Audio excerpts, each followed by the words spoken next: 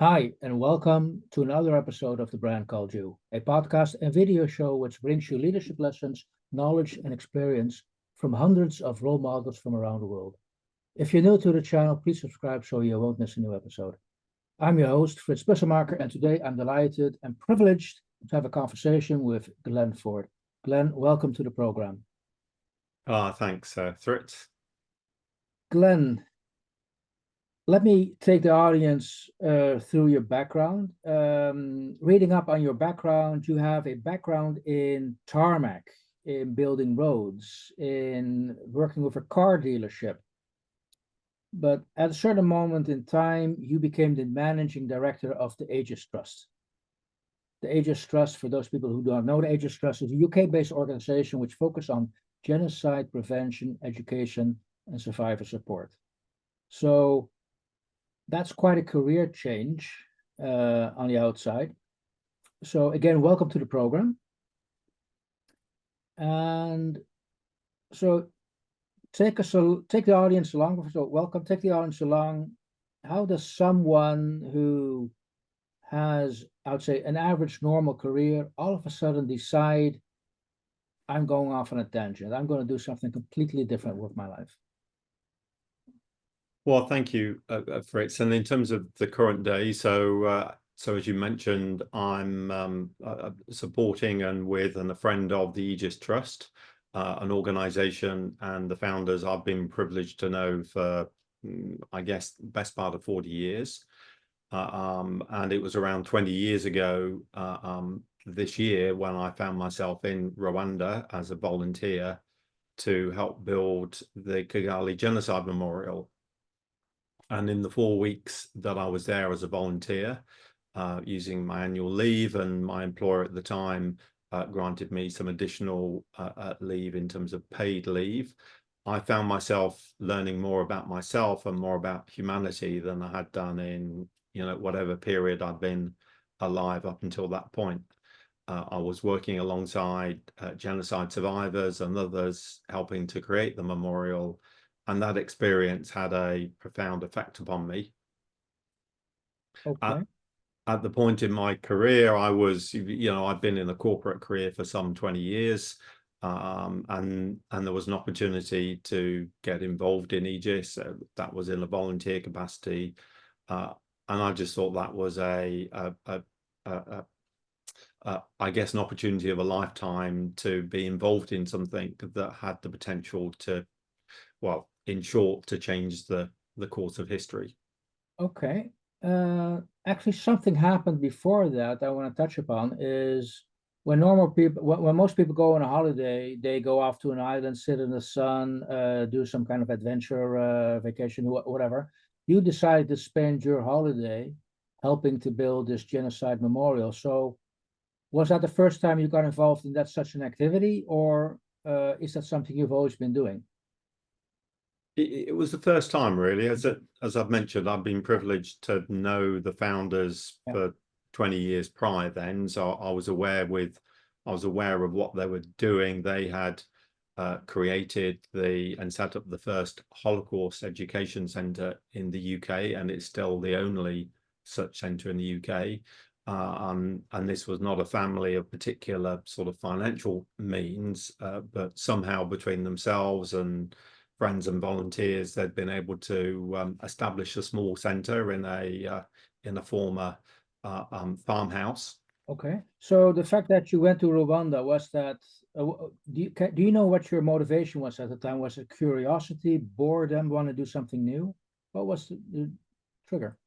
Yeah, with the trigger was, I guess, two things. So first of all, I'd known these people, the Smith family of the UK, and as I say, I'd known them for a long time. And sometimes you meet people in life and you just think these are really good people, and within reasonable means you're happy to do whatever you can to support what they're doing. So that was the first thing. The second thing was that I was aware that they were involved in Rwanda, and in early January 2004, I then attended a briefing in the UK talking about the memorial that was to be created, and this was relatively speaking, a significant thing. It was a $2 million construction project. kind of the other side of the world, and it needed to be completed within the next 3 months. And I just thought that was a huge task for what was a small family and friends and volunteers. And so it was just obvious that some help, I'm sure, would be appreciated. So I rang them. They were in Rwanda at the time and said, can I help? And they basically said, look, Glenn, if you can come out here as soon as you can, that would be very much appreciated. Okay, what did your family say when they realized what you were out to do? Well, I mean, so fortunately for me, my wife has also known the family that has been doing this for some time. So to a certain extent, well, to a large extent, there was a family connection. So it wasn't just me going off, coming back to my family and suggesting something, seemingly completely random. But even then, it was a significant thing, but they were very supportive. Okay, now, and good to hear. Now, can you take the listener along? Maybe first of all, what happened in Rwanda, and after the fact, how they are going about trying to repair and recover the country? Yes, of course. So the memorial was created. It was a remarkable achievement by all of those involved, and very much led by James and his brother Stephen Smith. And I was privileged to be part of that. And then really, once the memorial opened, it was then a case of two things: A, sustaining that activity, from a financial and logistical aspect, but also then very much developing a program that would help to bring healing. And I say a program, a sort of a methodology and means, and that would help to bring healing to that country, and very much work alongside Rwandans in that context. Okay. Now, I had the honor to visit the Rwanda Memorial with you, and what surprised me in going through the memorial, it did not, because it gave a history lesson of what happened, but also in my perception why it happened. So it did not just start with the civil war of the 90s, 30 years ago. I was surprised that history of Rwanda first being a German colony, then being a Belgian colony, was added to the narrative. Does this imply that background has impact and is part of where Rwanda got in the 90s, or what's the reason why that history was taken into account? Well, just to say, I mean, I think Rwanda in terms of 1994 was that, to use that expression, was a perfect storm in all the wrong ways. So you had, various things came together at the same time, but it was very much a trajectory that had started in really the 20s and the 30s in Europe.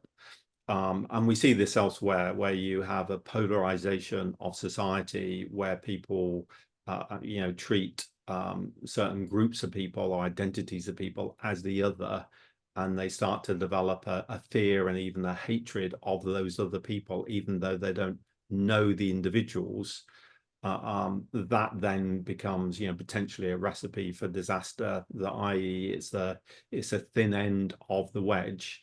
Okay. And in the context of Rwanda, what started off as a thin end of the wedge sort of just, if you like, took its full trajectory, and ended in the genocide that we saw in 1994.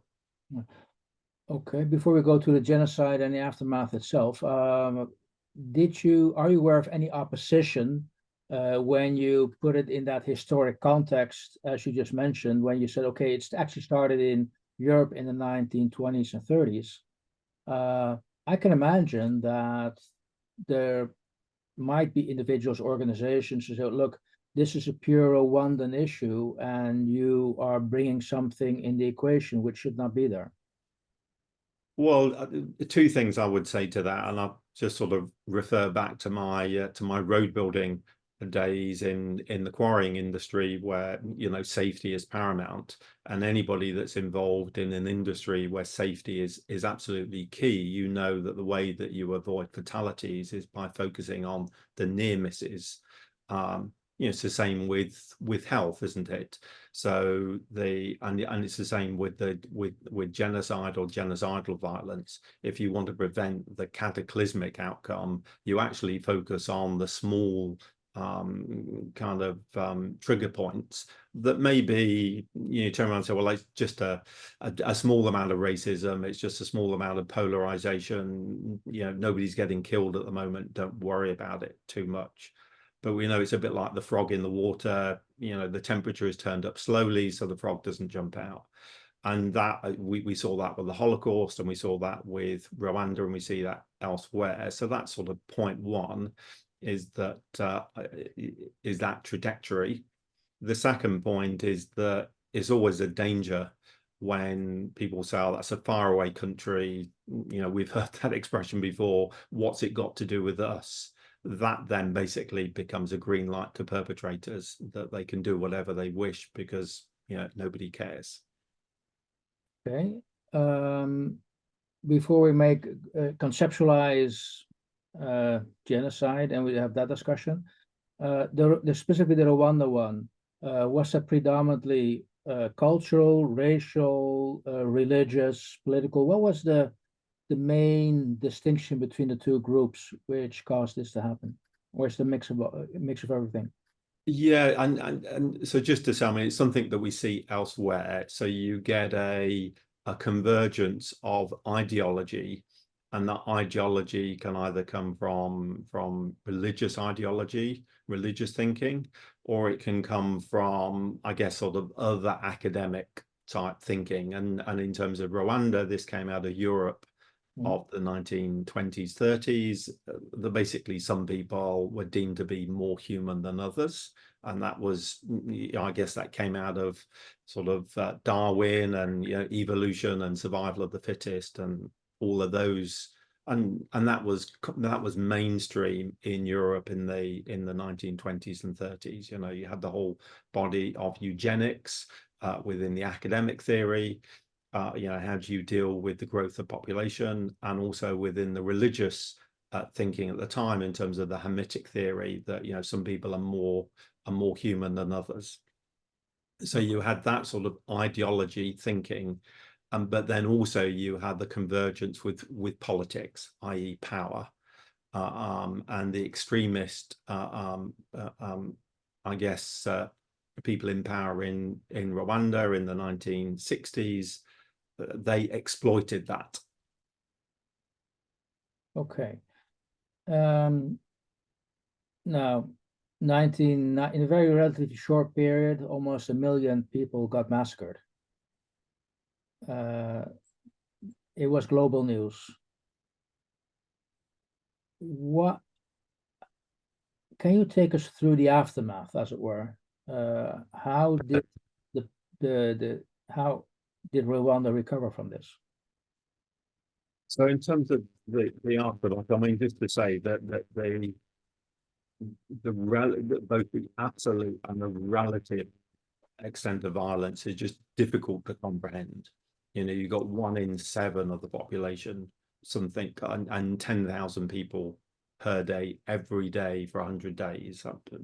Someone kind of referred to this as like 9/11, breakfast, lunch, and dinner every single day for 100 days. I mean, it's just the level of violence was just cataclysmic, and its effect upon the community was very sudden.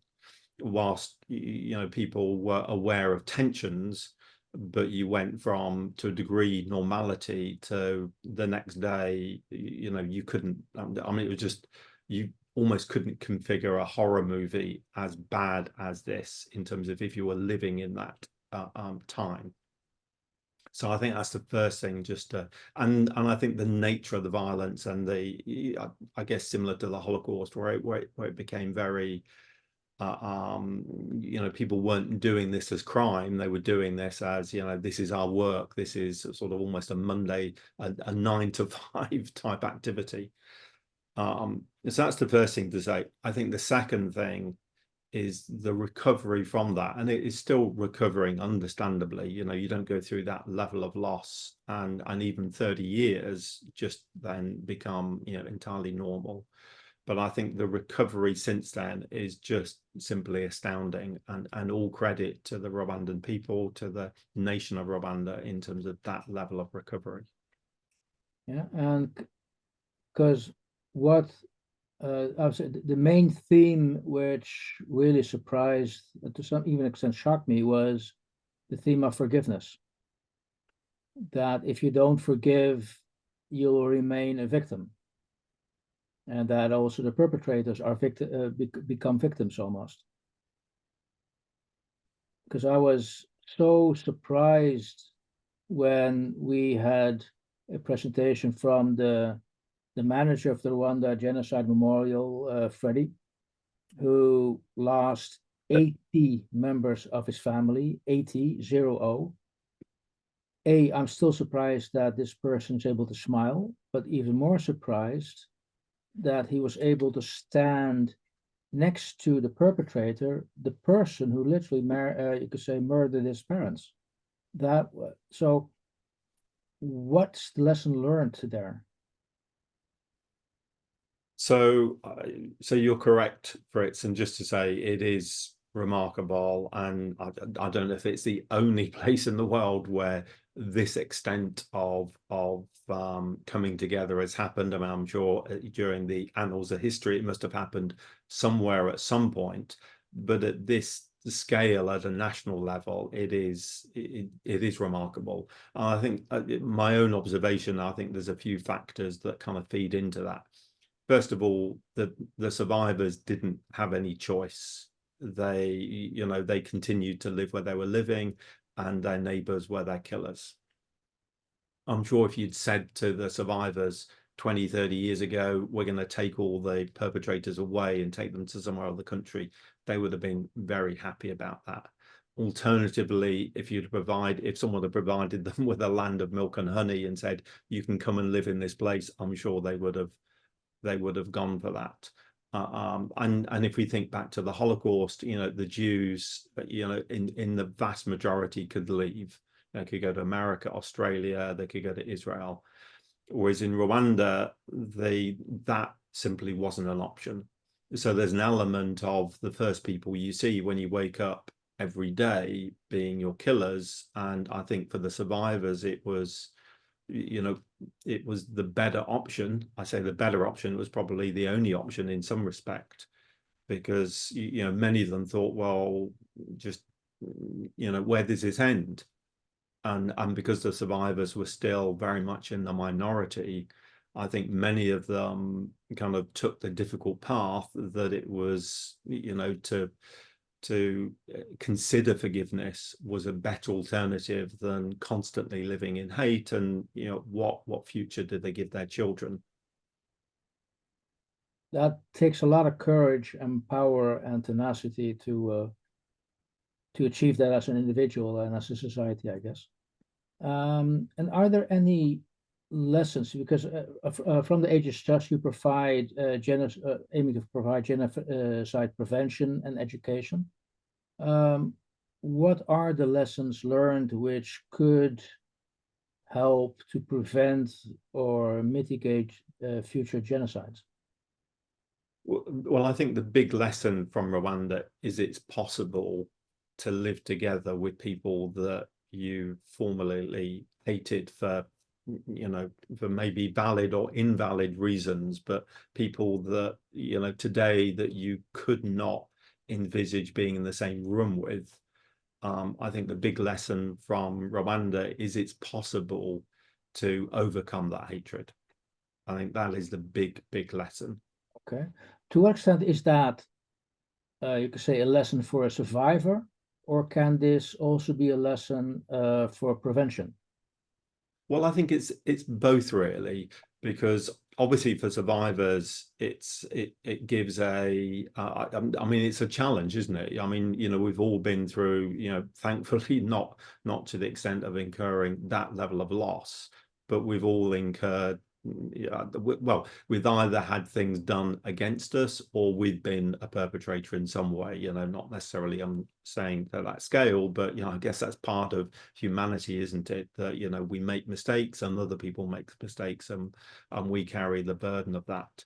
But I think it is so I think for survivors, well, I think for all of us, it gives us hope about a future where we don't have to live alongside people and hate them or be hated. Okay.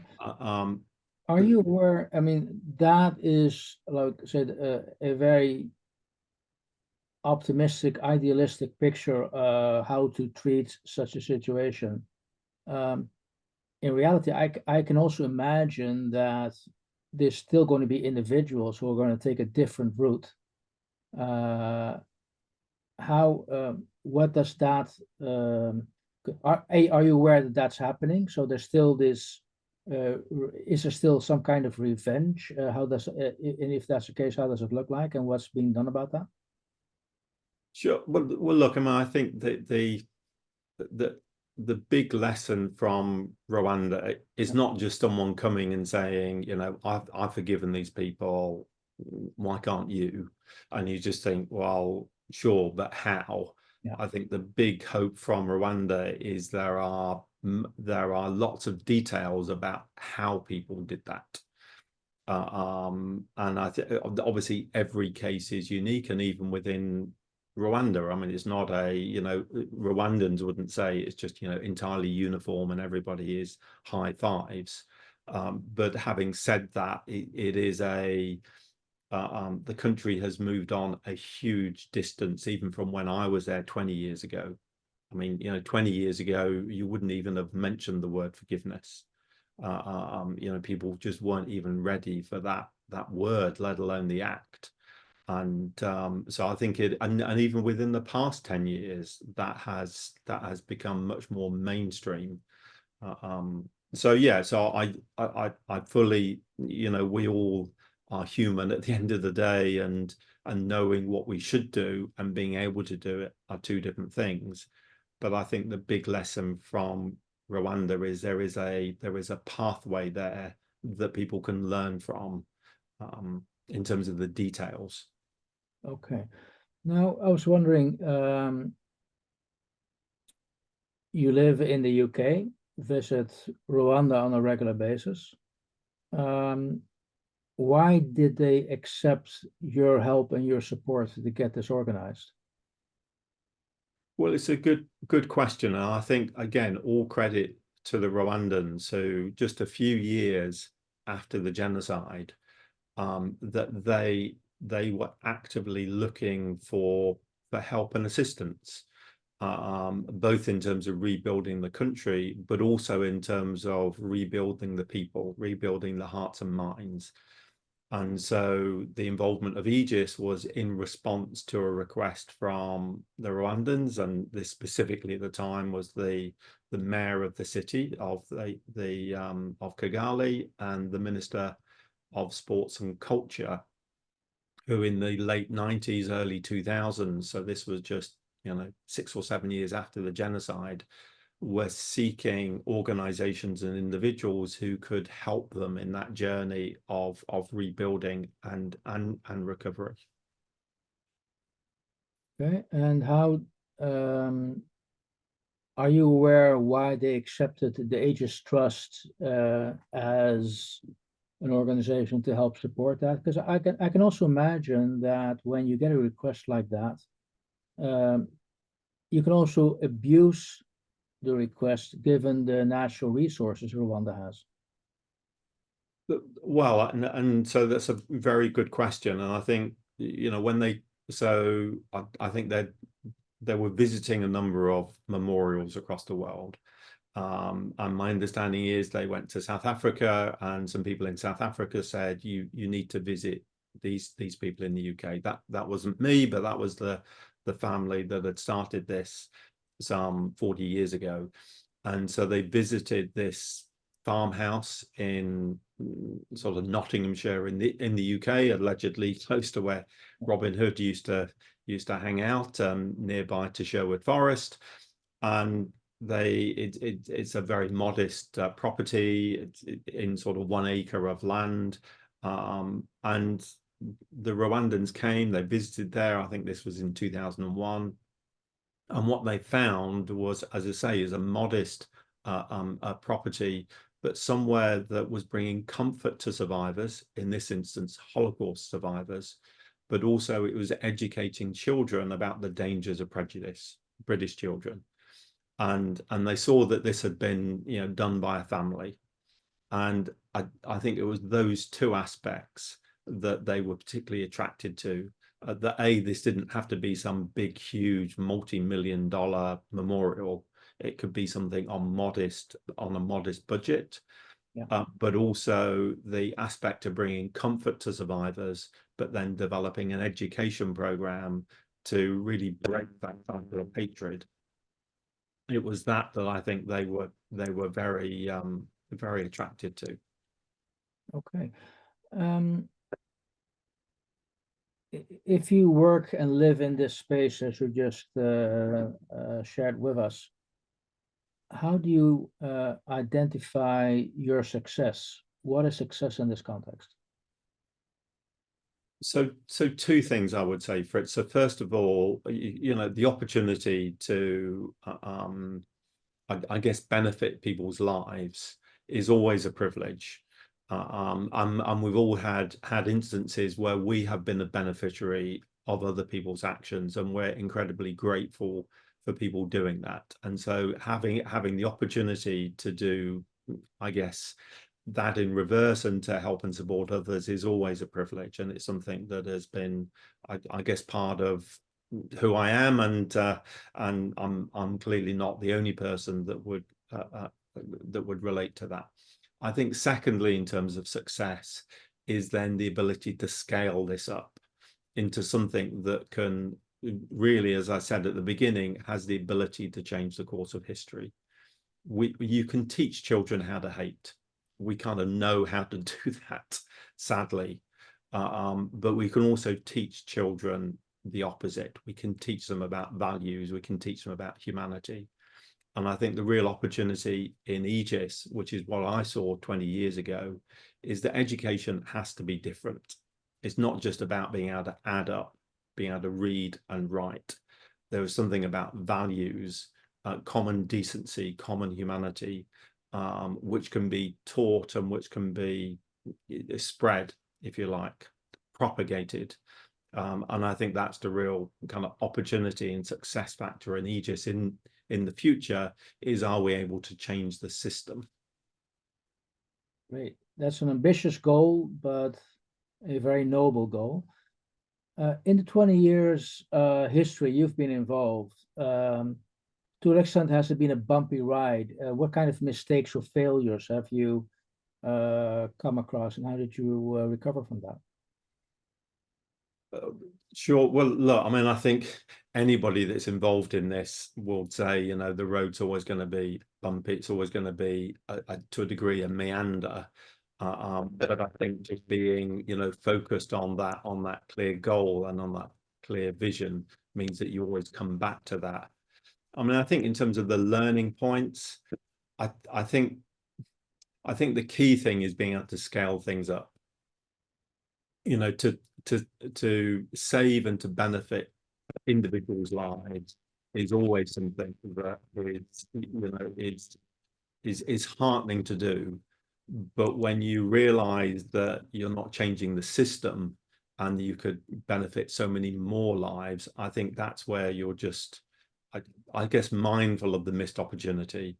And sometimes there is a trade-off between, what you can do to save lives in the here and now, and maybe what you can do to change the system and in the future context, save many, many more lives. And I think trying to find the fine line between those two things is always a challenge, really.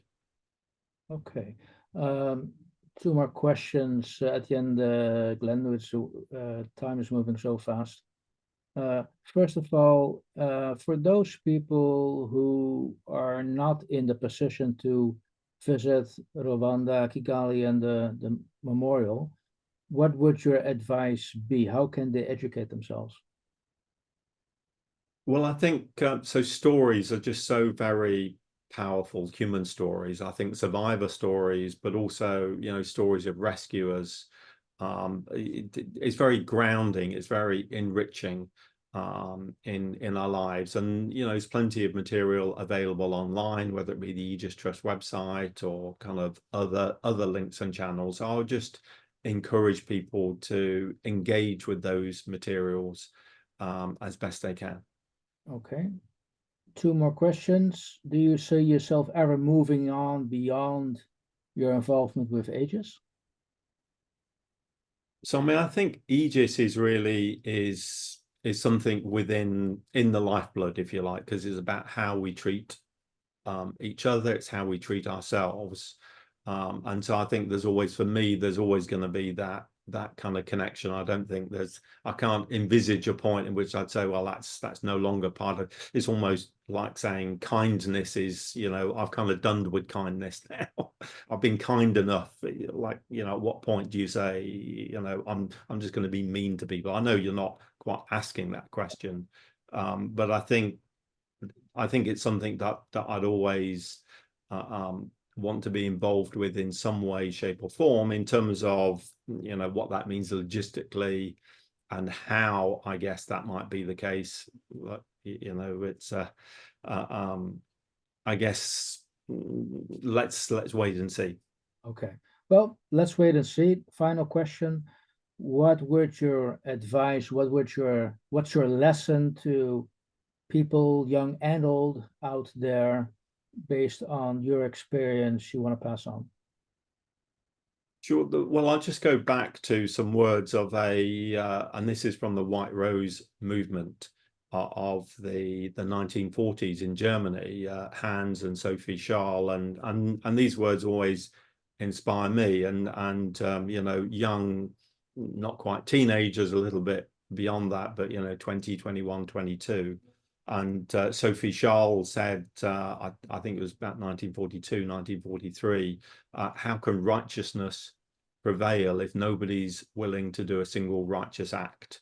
What will my life bring if it inspires others into action? It will have had meaning. And so I guess my comment is we can, humanity is not a spectator sport. We're all on the pitch, and we all make a difference through positively or negatively through our actions or inactions. And so my comment to everybody would be, each and every day we can do something or not do something to help to inspire others to take positive actions. Glenn, I want to thank you so much. It's been an honor talking to you about what you're doing in Rwanda with the Genocide Memorial and the lessons you just shared with us. Thank you so much. That's great. You're most welcome, Fritz. Thank you for listening to the Brand Called You videocast and podcast, a platform that brings you knowledge, experience, and wisdom of hundreds of successful individuals from around the world. Do visit our website www.tbcy.in to watch and listen to the stories of many more individuals. You can also follow us on YouTube, Facebook, Instagram, and Twitter. Just search for the Brand Called You.